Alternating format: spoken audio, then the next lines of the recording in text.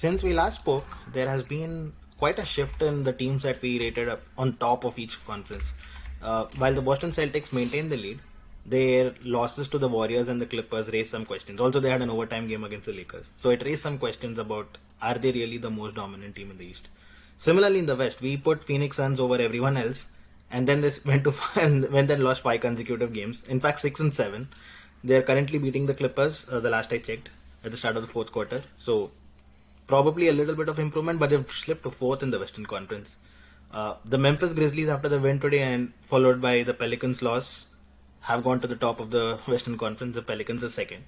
I want to start off today's episode with the Pelicans because this is a team I've been following quite a bit in the last few weeks. And they seem entertaining, they seem fun, they seem dominant. And they seem like a team that could really surprise a few teams. First of all, what do you think is the ceiling for this Pelicans unit? The only thing they lack, in my opinion, is experience. They have everything else. Yeah, so maybe, maybe like the Memphis Grizzlies not too long ago, where they got to the playoffs and I was saying, okay, I'll see it when I believe it, because first timers typically don't tend to do spectacularly well. And that's pretty much it. That's the only thing they lack. And they're doing all this with Zion's fit, first of all. That's a big plus. He's not only their best player, he's probably their talisman already. Yeah. And then, and this is with Ingram sitting out for stretches at a time. And Herb Jones sitting out. Very, so that's two of their starting very five. Impressive. Yeah, so very impressive. I actually think this team can do okay in the playoffs. I'll trust them a little more than the Grizzlies. My issue with the Grizzlies, apart from being first-timer playoff teams and in general very young, was that it was too much of a jam run show. Yeah. It can kind of work, but you need a certain amount of experience to be able to close out games, because skill alone can't close out games. As you get to quarter 4, it's going to take a lot of tactics, mind games. You need to know what's coming. The teams will try to frustrate you. There'll be gamesmanship. They'll slow the game down. All of the stuff that don't probably suit your natural game. Something that Lillard had to figure out over time, right? So for me, that was the issue with the Grizzlies. With the Pelicans, I don't have that problem because it's a real squad. Mm-hmm. It's not like they have Nurkic fucking things up. This season not included. So yeah, they have a good squad. I like this team. Probably round 2, maybe. I like maybe. I mean, they have a nice bench also, right? If you exclude the starters, which is CJ, Ingram, Herb Jones, Zion, and Valanciunas, they have Alvarado off the bench. Trey Murphy, the third off the bench. He's awesome. They picked up this Dyson Daniels in this year's draft. That guy is one hell of a defender. I mean, it's fun. Remember Herb Jones last season? This Dyson Daniels is similar. He won't score a lot, but he can defend anyone. Najee Marshall, whom they just suddenly discovered. I don't know where he came from, but he's awesome. They have a bunch of players. Larry Nance Jr. has proven to be useful in the recent past. So it's a lot of good off the bench kind of players. The starting lineup is awesome. Valanciunas probably, I don't know if he's the best fit out there, but he can do his bit. He can rebound. He can score the 3. Yeah, he's alright. Yeah, and he's selfless. He doesn't need a lot of the ball like a certain Vucevic. So he's good. I like the Suns team. One thing about the difference between this Suns team and the Pelicans team and last year's Grizzlies team is that I didn't really like the Grizzlies team a lot. They were annoying. They were winning, but they were annoying. They were talking too much for a team that didn't win a lot. Yeah. Like they were getting into a lot of trash talking with the Warriors and stuff, who have done it all, right? Like the Pelicans seem much more like a nicer team. You saw Zion do that dunk at the end of the game last week, and then he kind of apologized for it in a way against the Suns. He didn't really apologize. Zion's always been a nice guy. He's been injured, but he's been a nice guy. You kind of root for teams that are humble and like, okay, we have still something to achieve before we go out and blow our trumpets, right? I like this Pelicans team. I think they can make a run. I don't think they'll win it all, but I really think they can. Of course not. Yeah, but you know what? This team are playing this well without 2 of their starters.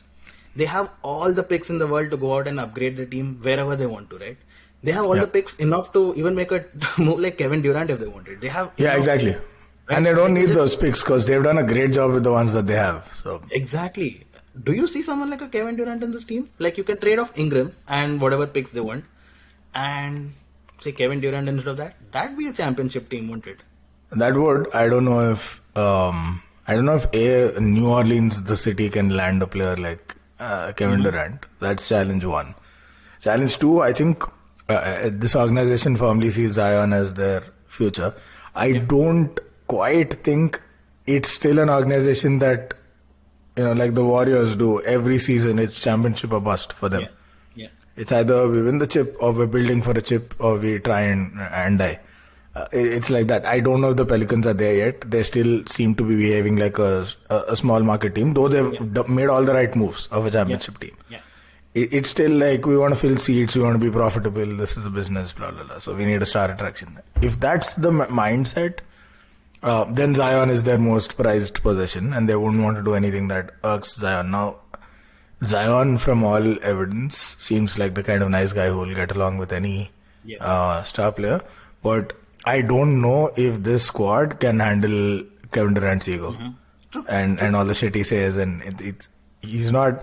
Both Kevin Durant and Kyrie. KD gets less shit compared to Kyrie, but KD says some of the dumbest things off the court. Yeah. And he's got a podcast too, so he's talking a whole lot more than he should be. So that's a problem. I know KD, but I think they can land a big fish for sure. Maybe not at the caliber of KD, but enough to genuinely make them a contender. I agree. One more difference between this team and the Grizzlies of last year is that the experienced personnel, right? The Grizzlies didn't have anyone who was experienced. I think Steven Adams was probably the more level-headed in that team. This team has CJ McCollum, who is probably the president of NBPA.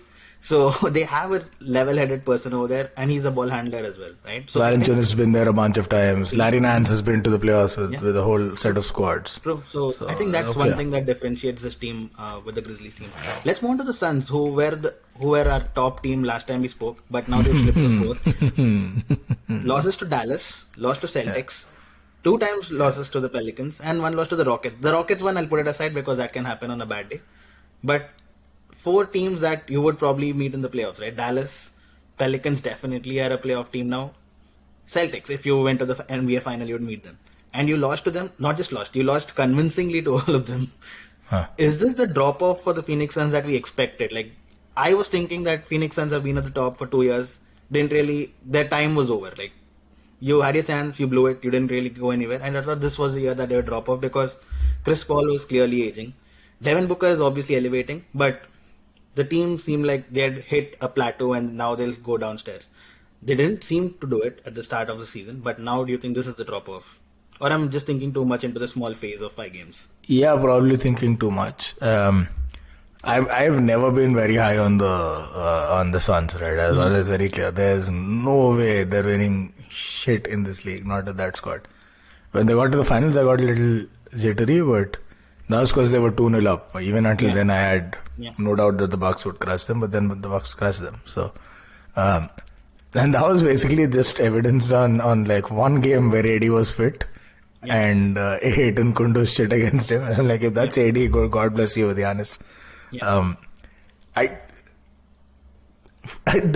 do the Suns matter? I think that's my question. They matter only because the West is kind of a little lopsided. One season and then I know. So either the West is lopsided or it's competitive, but with a lot of mediocrity compared to the East, where it's extremely top heavy. All of a sudden, the East has become the West. Yeah, they've been on top, sure. So has Utah before this. They've been a top 2, top 3, whatever team for a while, and then did what with it? They finally dismantled everything. Rudy Gobert went and pissed off another squad. Mitchell's shining in Cleveland. Utah kind of, and they're doing okay. So I don't know how that worked out for the UK. Yeah. For the Suns, it's a bit like that. I don't know if the Suns will drop off, but I think Chris Paul, like his best years are way behind him. I think this season's probably his last even half decent season, and then he's done. So they've got a decision to make there. Campaign steps up all right, but I don't know if Chris Paul goes, is he starting? Not in the playoffs. Regular season, maybe not in the playoffs. Yeah, so they'll need some roster movement. Ayton still cries like a little boy from time to time. And he's on now. Yeah, and for the slump, he was complaining that the teams that they study pre-game by looking at game highlights and match footage are not the teams they see on the floor. Everyone steps up their game again. Shut up, man. Yeah. They haven't found a Crowder replacement yet as well, right? Do you have any names that you think can fill in that number 4 slot? Right now it's Torrey Craig, and I don't think Torrey Craig is a long-term option. Hey man, I picked him in fantasy. Don't say that. That was supposed to be my fantasy tip for today. Swing. Gives you 38 one game, 20 the other. It's okay, I live with it. There are rumors of John Collins of Atlanta being linked to a move to Phoenix Suns. Yeah, and he's another one of those. Him and Miles Turner. Like every month or so there are rumors, and this has been for the past 3 years minimum. True. And nothing ever happened. So John Collins would be amazing, by the way, for the Suns. And I'm looking forward. I'm saying this season the bust. They'll do something, but it's not worth shouting out. Getting Collins is a good move for the future, for a Chris Paul less future with Booker clearly as the cornerstone of the franchise. They get John Collins. I don't know if they keep Ayton in that future. Mm-hmm. They clearly don't value him enough for a max contract. Yeah. Might as well, Okay, but they matched the minute the Indiana Pacers offered him a contract, they matched it right away. Yeah, because he's a tradable asset. Why would you let him go? But that's about it. That's about all he is for me, at least in their eyes. I think he's a tradable asset. So, if I were the Suns, I'd be thinking, how do I set up for next season? Sadly, oh wow! So like the season's gone. No way around for them. They'll do something. Second round playoffs. That's about it. I mean, isn't this an opportunity for them to reach the finals at least? Because the West, like you said, is very unpredictable. There's the Warriors who are struggling. The conference finals, Grizzlies, like the finals. Western finals, and they can reach the NBA finals. Maybe. Because the Warriors are struggling. The Grizzlies are still inexperienced. The Pelicans are inexperienced, like we spoke about. Dallas are struggling and they just have Luka. Clippers, no idea which Clippers will turn up. Lakers, we don't know. Portland, we don't know. I don't think they're as good as the Suns anyway. No, Lakers we know. And Lakers Denver we know. Nuggets. So you probably have Denver Nuggets, who's probably stronger than the Phoenix Suns right now. Yeah, man, they're not beating the Nuggets for sure if they face off. Unless the Nuggets get knocked out by some fluky run. I wouldn't be so sure against the Grizzlies or the Pelicans also over a season. Grizzlies, this is year 2 in the playoffs. I don't think they're quite the pushover they were last season in the playoffs. I think the Grizzlies are giving Suns problems, and with their fitness track record, I won't be surprised if they lose, but with cause, like one big injury and they're done. I wouldn't trust them against the Pelicans. I wouldn't pick them over the Grizzlies. I certainly won't pick them over the Nuggets. So that's at least 3 teams better than you, or that could knock you off in the playoffs. That's good enough for me to say they're not going to make it to the finals at least. Maybe they get lucky to the conference finals. Fair enough. And you also have to mention that Luka himself was alone to knock them off last season. So why not again? I don't know what it is with Luka. I don't know if the coach has slept with his mom or something. With Clippers and Suns, he steps it up like nothing else with these 2 teams. Regardless, like no stakes, random mid-season match nobody cares about. Boom. You're talking about the Grizzlies. They're on top of the West. They deserve a mention. Mm-hmm. You know what? They have not played a single minute with their preferred starting 5 this season. The Grizzlies are top. What is happening in the West? Yeah, because Desmond Bain is out now. Ja Morant sat out a lot of games. Jaren Jackson Jr. was not available for a bunch of time, and he just returned. So they've not played a single minute with any of the starting 5 together. Yeah. And they're still on top of the West. Maybe that's why they're not on top. They've always had injury troubles, right from last season. Yeah. Is this season that the Grizzlies really punched their weight above the rest? I think so. I love the squad. I mean, there was a good squad last year also, if they could only shut the fuck up. It was a squad where everyone contributed. It's a bit like Jazz, but at a much higher level. Or maybe the old Cleveland, if you could find some star power there. Yeah. Because everyone comes to the party. I know numbers. Ja Morant is clearly a star, and even in the playoffs, even when they got knocked out, he proved that at least he belonged on the big stages. Yeah. Desmond Bain too. Bain too, absolutely. Dylan Brooks, like him. Jaren Jackson Jr., block party. Steven Adams, screen party. The only guy I am not really too wild about is Konchar. I quite often find myself questioning what he's doing in the lineup. Maybe replace him with Tyus Jones, I don't know. That's the only question mark for me. Maybe they get lucky with a move, I don't know. But I like this team. Deep playoff run this year for me, actually. For the Grizzlies. I'd be following them. Moving on to the East, the Celtics had some questions after their losses to the Warriors and the Clippers. And these are the teams that you would expect the best of the Celtics to turn up, right? But they didn't. I mean, they were pretty emphatic losses. The Warriors really thrashed them, and the Warriors are struggling themselves. The Clippers really thrashed them, and the Clippers are struggling themselves. Kawhi Leonard played like Kawhi Leonard, we know.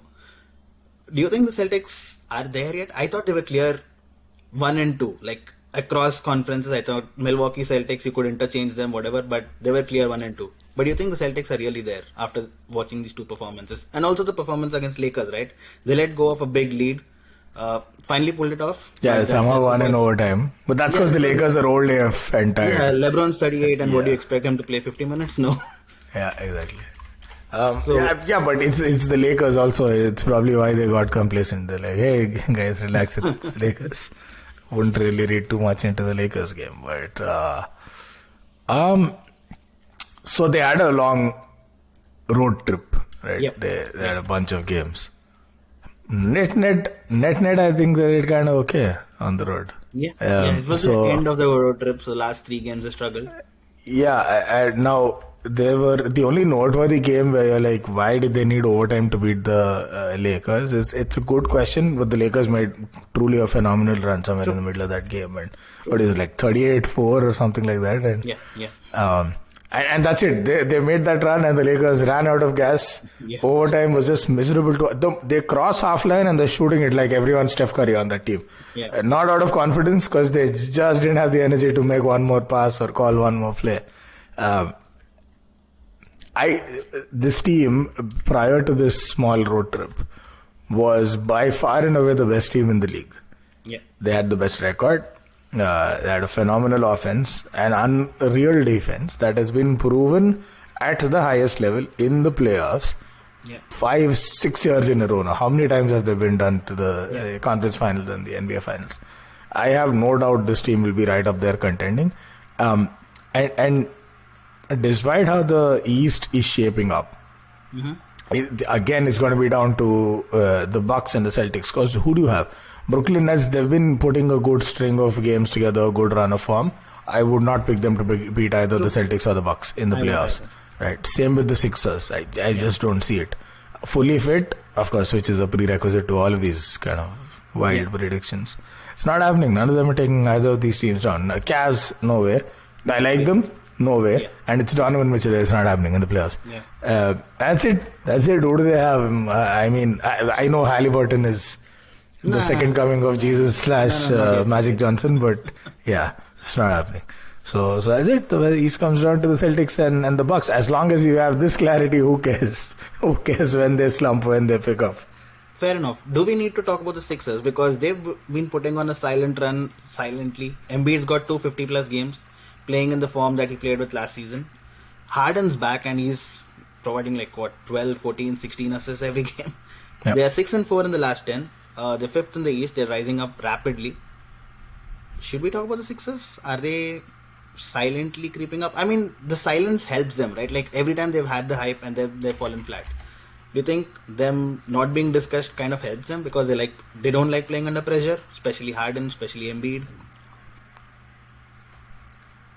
I don't know. It's for me. It's I would still trust Embiid. For me, it's Harden. That's that entire OKC bunch minus Durant, who stepped up eventually. That initial OKC crowd of Westbrook and Harden and all these guys. It's not that their skill drops under pressure, maybe a little bit. It's that their decision making goes for an absolute toss. Yeah.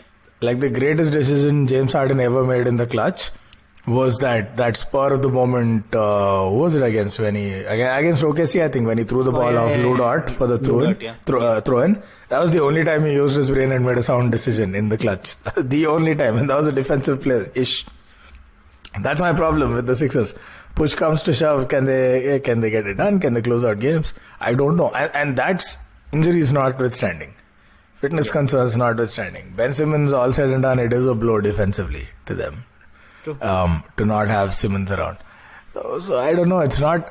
For some reason, I struggle to get excited by the Sixers. I don't know what it is. They don't have a very fun style of playing, right? Ever. Last 10 years, I haven't been excited by the Sixers. Yeah. Okay. I hear you. I'm with you on this. I can't trust the Sixers, especially because I know that going to the playoffs, where you play every alternate day, Embiid is not going to last. You see him every game 4, game 5, he's tired. He's zoned out. Yeah. We saw it against the Raptors last season as well, where he was struggling, and then eventually when they got knocked out, he was struggling. So, I think their bench is better sort of than it was, but I still don't trust that bench enough. Yeah. Well, it's Milton and Kochma. Yeah, barring Milton. So I was going to say, barring Sheikh Milton, who's okay. Yeah, he's okay. Kochma has his hit and miss. Yeah. Montrezl Harrell. Harrell, by the way, in the playoffs, that's another big fucking question mark. This is the guy that just zoned out in the bubble, who was amazing until then, probably 6th man of the year contender till then, and then did he win that year, or was it him or he did win. Louisville? Okay, yeah. He So won 6th man of the year, and then just completely went bonkers missing. And that was it. That was the time he lost his mojo. He hasn't got it back since. He's been to the Lakers. He's been to the Sixers.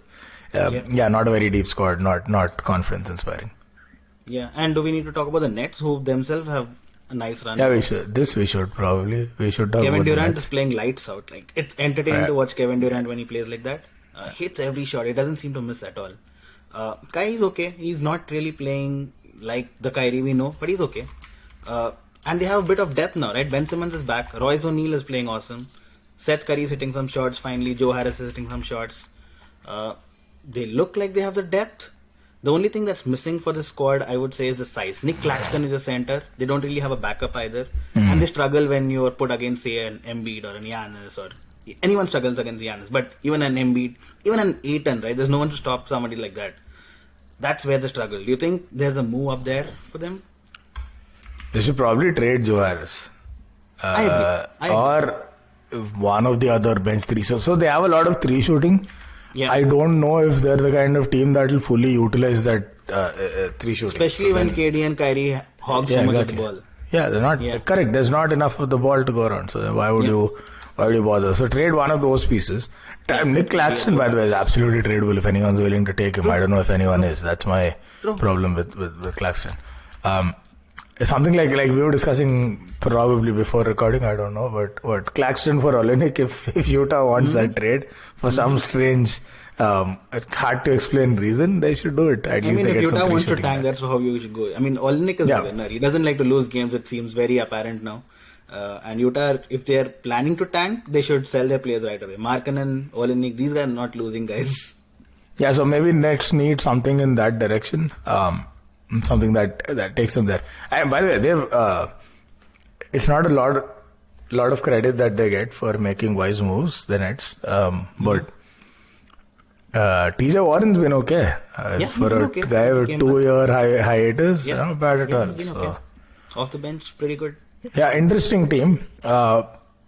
Without moves, are they going anywhere in the playoffs? No. If they make the right moves, can they contend? Yeah, I think so. I think they can take the game to Bucks and the Celtics if they make a couple of good moves. Asterisks 2. 1, like every other team, this is assuming everyone's fit. Of course. 2, unlike any other team, this is assuming the stars shut the fuck up, not talk about the world war or medieval justice and injustice and I don't know, Babylonian code and whatever, and just shut up, play basketball. And I say it in the nicest way. Then they probably can do something. I have an interesting trade idea for the Brooklyn Nets. They need size, right? And this occurred to me. I was at the dentist last week, and the dentist was working on my teeth, and I was like, it hurts. So you try to distract. Hey, spoiler alert, man.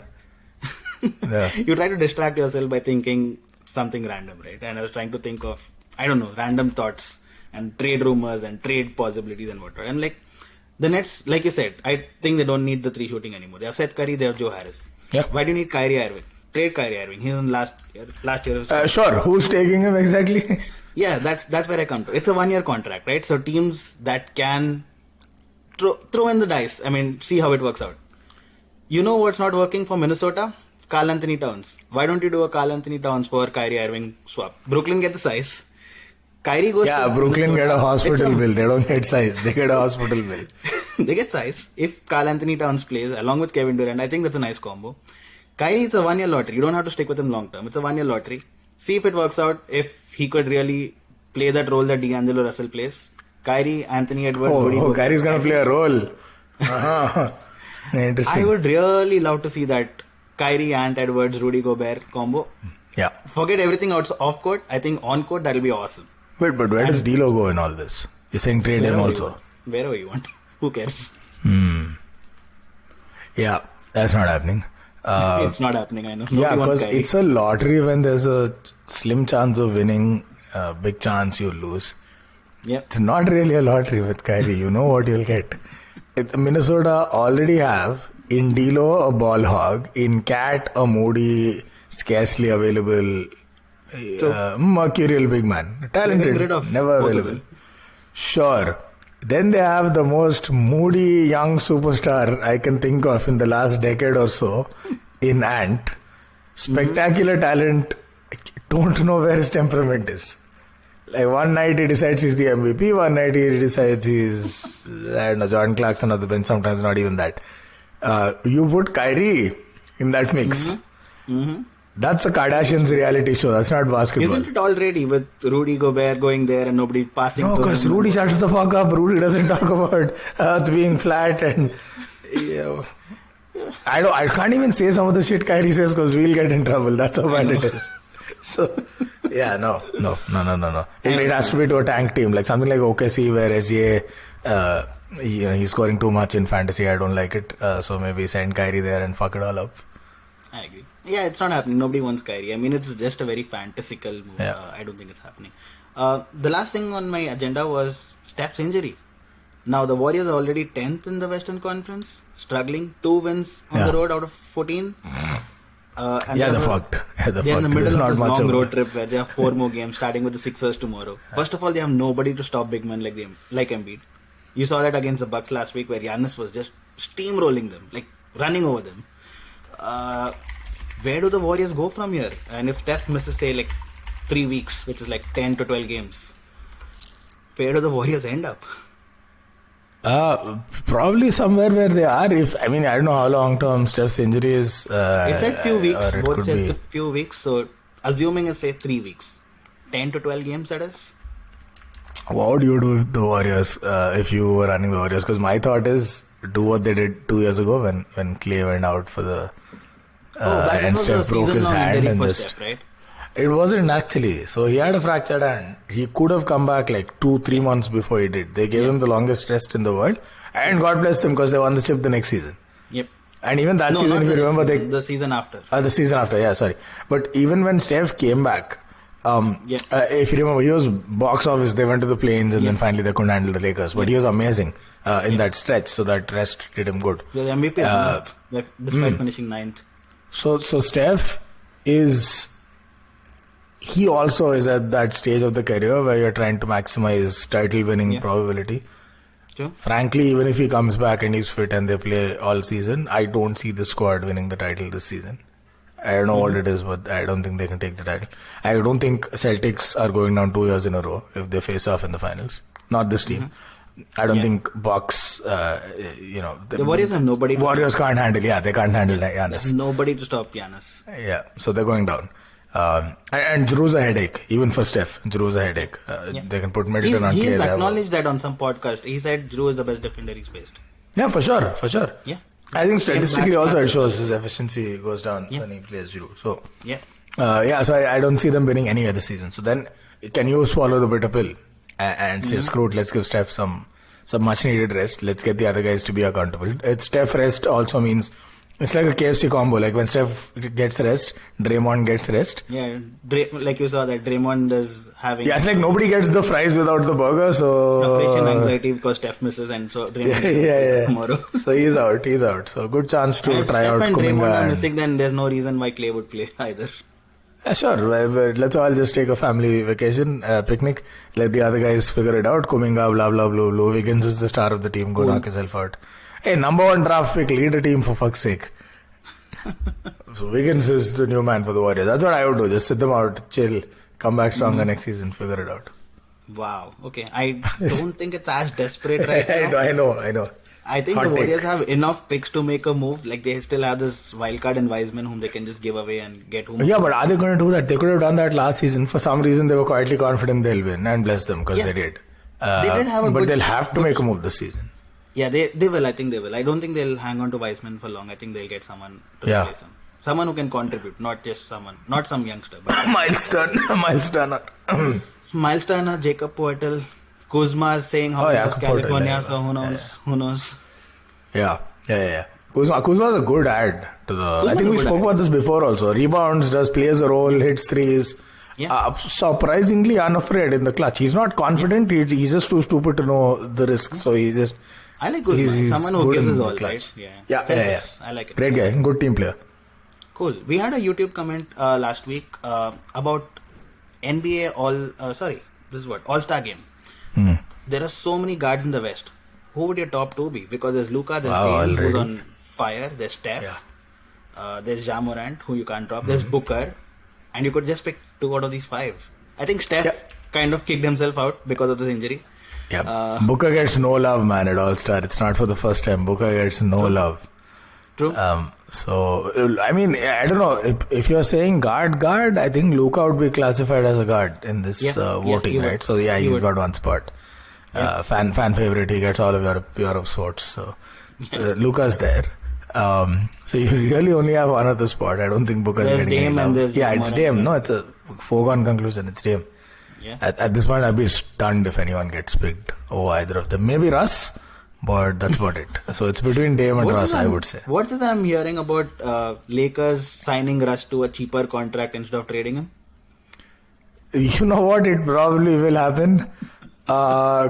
Cause I mean, we've been speaking about trading Russ for 2 years now, and now you're talking about signing Russ to a team-friendly contract. No, it's a bit like Cristiano. But he's ending situation. his contract. Let his contract run out, and then you're free of Russ. Why do you want to extend him? Oh, they're extending with a cheaper deal. There's a talk going on. I don't know. Maybe that's what they think. This morning. I don't know. Is it because they think that's what makes him tradable? And I missed this completely. Why are they doing this? I have no idea. Why do you want to trade him? Like, just let him go wherever he wants to go. Yeah. I think there's something about he's the black box that nobody understands. What happens between the Lakers and Russ Westbrook? There is nothing that makes sense, right? From why they brought him in. Decent off the bench, don't you think? Sure, he's getting paid a lot to be decent off the bench, don't you think? Exclude all that. Like, he's on that contract now, you can't... Yeah, he's good. I thought he was great in that Celtics game. But I don't know how he ran out of gas. Like, I can understand LeBron because he's older. I can understand AD because he's AD. How did Westbrook, like, his only thing is he never runs out of gas. He's always 100%. True. Yeah, he hooved up some threes also. It's always a bad idea. They let him shoot. He's not taking shots, he's good. When he but they let him shoot. Celtics just left him like acres open in overtime. Like 3 threes, all bricks. Any fantasy league tips this week? Yes, but you fucked it up. What's his name again? Torrey Craig. I picked him up because the whole Okongwu was a good pick, underrated. Because Capella, spoiler alert, is out yet again. Yep. So Okongwu is kind of like a default choice. I'm hoping he gets a little more love from DeJounte and Trey, whoever's available. DeJounte's out, so Trey. Yeah, that's why I said I think like with the Hawks now I've given up on tracking their fitness. But whoever's available, I hope they show some love to Okongwu. That's a good pick. Craig is a good pick. So I like DiVincenzo. Steph is out, so I think DiVincenzo will be playing a bit more. He can hit the 3. He can gets a lot of steals. Gets a lot of assists. So I'll be looking at him closely.